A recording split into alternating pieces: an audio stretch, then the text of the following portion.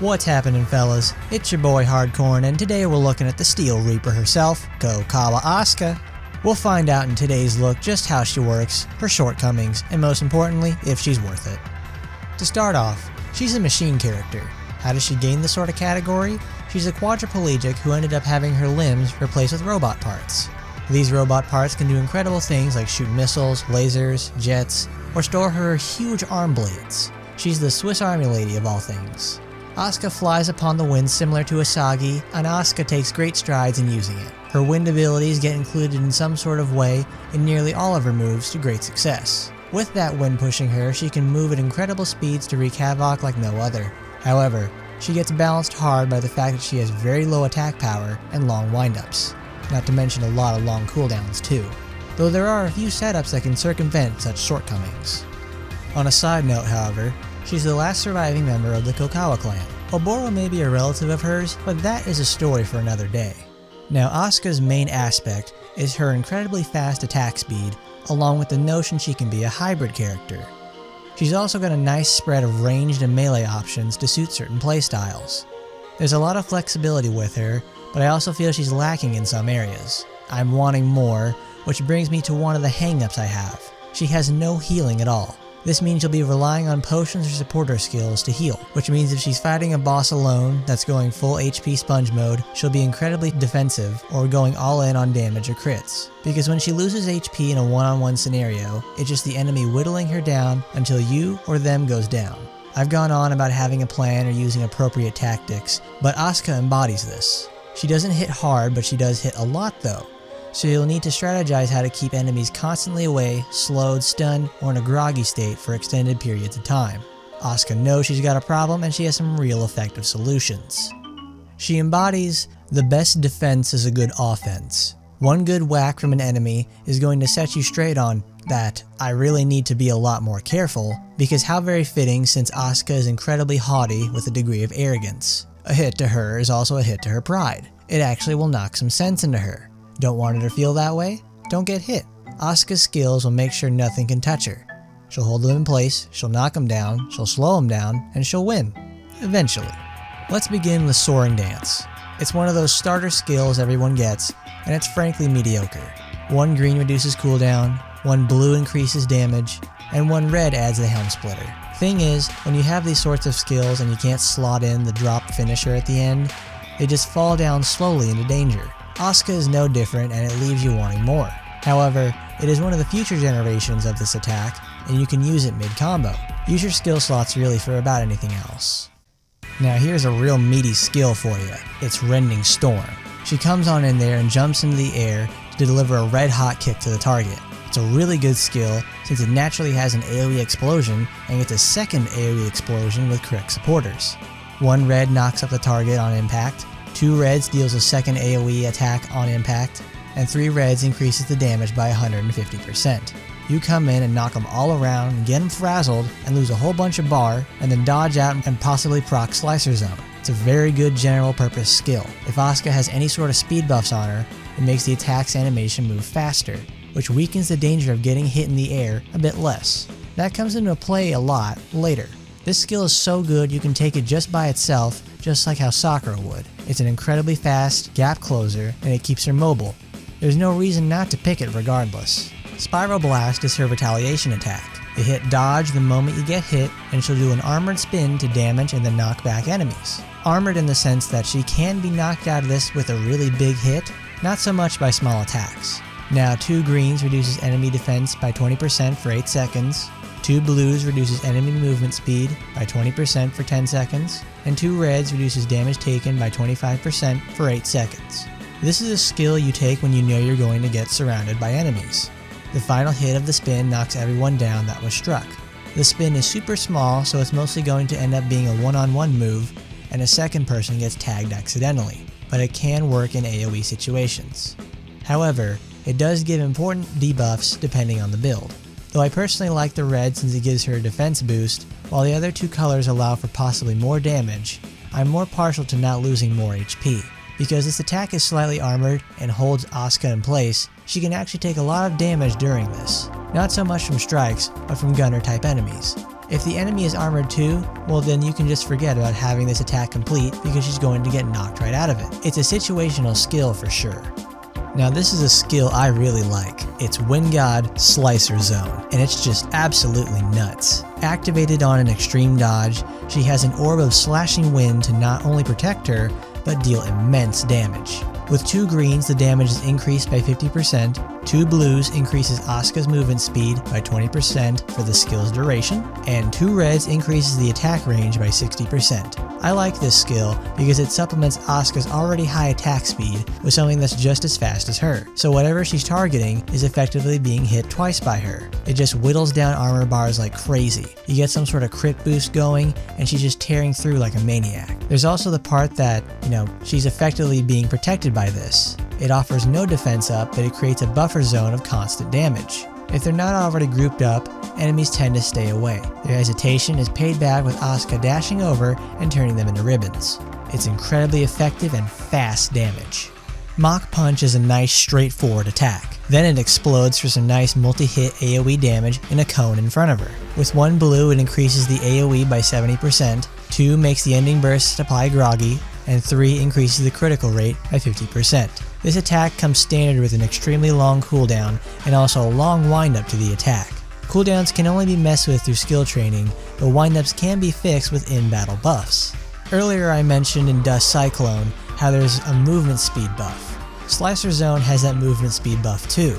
They both stack, and then there's some other weapons for Asuka that give movement speed up. This means that Asuka can effectively remove the windup to make the attack happen. Also allows for much more dangerous positioning for higher damage. The attack deals both melee and ranged damage, so it sits in a precarious position. Either way, it's gonna hit hard. Kill 'em all missiles is a really fun attack. Asuka just runs around and fires off these high damaging salvos of missiles to deliver some pain. With 3 greens, she can apply a 30% defense down, 3 blues is a 20% movement speed down, and 3 reds knocks back enemies. Unarmored enemies get staggered by this, and bigger enemies will be knocked backwards if the setup is right. It's a good safety tool, but comes at the cost of 3 specific of 1 color. No conflicts either, so it can be taken just about anywhere. Asuka has to crouch down and fire the salvo, which makes her very vulnerable. This is a move that combos really nicely with the 81 skill, Bomb Escape. This also has animations that can be sped up with movement speed boosts. It's a solid all-around skill that is just as useful as Rending Storm. Mach Impact is a really solid move. It also doesn't have a mountain of windup, so it can be used on demand for bursting. With 1 green it charges particles by 2%, 2 greens adds an explosion that deals an area attack, and 3 greens increases the critical damage by 250%. After the initial startup dash, Asuka will home in on the target and then deal 2 strikes that explode multiple times. This move absolutely shreds armor and will deal an enormous amount of damage. It also covers a large area, so it's great for not only getting the pick, but getting their friends hiding behind. It's both a melee and a ranged attack. Melee is the initial strikes and ranged is the explosions, of course. This way, it finds a home in some person's build whether or not it's got correct supporters. Could swap it with Rending Storm and vice versa, since either skill works in the way that it will round off a build. Bomb Escape does exactly what it says on the tin. She bombs and then escapes. However, she fires off a lot of bombs and flings herself a mile away before daintily floating back down to earth. This is very useful, and it's also a very cool move. It's both offensive and defensive. It can be used like a shotgun since it fires off something like 16 bombs and they all spawn in front of her. It can be used like a flamethrower in that it covers a wide swath and keeps enemies at bay while also dealing significant damage. The escape, being as large as it is, gives her the necessary room and time to set up some of her longer attacks. This is such a great skill and so useful, yet it is unlocked behind her being level 81. As of now, that's an incredible hurdle and also very expensive. If you really like Asuka and want her to succeed all the time, then you get her to 81 because doors are going to open for her. And if they don't, she'll just bomb them open and make her own way. Now the David linchpin of Asuka as a character, Taimanin Art Wind God. This is what embodies her to be a hybrid character. It not only makes her do more damage, but it also makes her attacks deal ranged and melee damage. The ranged portion are the wind slashes she shoots after every single normal attack. She can effectively hit twice with this equipped. These slashes also pierce until they disappear. Not only that, it gives a 30% boost to her damage and particle charge by 50%. It's the upgrade she desperately needs. It's not so much a total ranged conversion, but it gives her a nice option to use when she's got to keep her distance. All of her normal attacks have a degree of chasing, so she's pretty much right on top of them. The wind pushes her towards them, metaphorically. This is a bit of a negative, as the closer she gets to the enemy, she'll be striking them with her melee moves. She can't exactly keep her distance this way, and if she needs to, then she's forced to do a hackneyed series of ranged slashes, or wait for any equipped ranged solutions to come back up. The benefit of more damage and possibly hitting twice is already such a great option, it's worth the risk. Because I wouldn't take her anywhere unless I knew I was going to win the arms race. With the advent of her Taimanin art, she really is able to open up her options on how she wants to do things. Her supporters are flexible, but there's always a lingering aspect of no healing. With that, every mission is a suicide mission, so she's gonna damage as much as possible until she's taken out. In red, Asuka gets access to the range damage bonus supporters. They are both red, so it lets her have max power rending storm and increases the damage of the flying slashes in her Taimanin art. Along with that, every ranged portion of her attacks gets jacked up heavily. Those explosions now deal way more damage and let her be that much safer in encounters. Red gets access to critical boost and pseudo-defensive options through skill passives. However, it is doable to take skills like Mach Punch and Mach Impact due to their ranged explosions. Red supporters also being general hard-hitting nukes let Asuka play ranged and thrive. Can't forget though, there's also invincibility supporters in red. This way, she can make sure she survives and also gets her moves off without any interruption. She's no Emily, but she's that much more mobile. Green supporters give Asuka access to many technical options and also a series of healing. There's also some melee damage boosters in there as well that shouldn't be overlooked. Generally, they should be slotted in ASAP to help puff up her already mediocre damage. With the amount of hits that Asuka gives naturally, and green also being the color of Kaoru, Asuka's crits can do explosive amounts of damage. Mach Impact wants to crit, there's crit boosters. There's also a few supporters that give healing and boosts to all healing. Lots of nice nukes as well that give stun or some sort of impairment. Asuka's skills in green give some form of a defense down or attack up. They really just want her to tear through as fast as possible, and you will do that with all greens.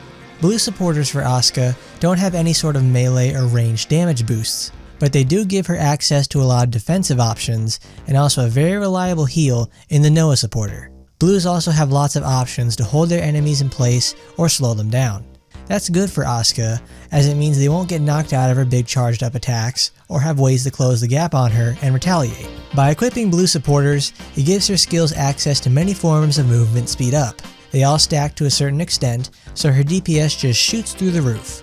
Not only that, the setup animations get boosted too, so they can come out nearly instantly. Incredible power and spectacular sustain. You know you'll love to see it. Time to close on this one. Asuka frankly is just very okay. I mean, she's a real middle-of-the-road character for sure. The lack of healing means she's going to need some sort of supporter to do the healing, or dispatch the enemies quick enough to get to their potions. Getting hurt is an inevitability, especially in hard content. In motion, she's one of those combo videos where they look reckless and daring with their close combat, when in reality there's a lot of learning and strategy that goes on. The wind blasts in her Taimanin art give a nice degree of support and tons of crowd control. She excels at that. She's the absolute queen of it with her missiles and large blasts. One-on-one though is a race against time, and frankly she just can't handle that. Her cooldowns even after skill training limit her quite a lot due to how long they naturally are. She can play keep away though, she excels at that. I just wish she could do some actual damage sometimes. At the end of the day, she's hot and that's what really counts. Should you go and get her? Yeah. She's a cute gal that has that cool robot wind quirk about her and one of the best Aoi Nagisa designs, and is totally worth it for the robot alone. Just don't get frustrated when she's a little clunky, okay? Oh lord, it wasn't that something. Thanks for coming on out and learning with your boy Hardcorn. Make sure you hit that like and subscribe button. Leave a comment too, because I'd love to hear from you guys and maybe get some ideas from where to go next. And as always, I'll see you next time.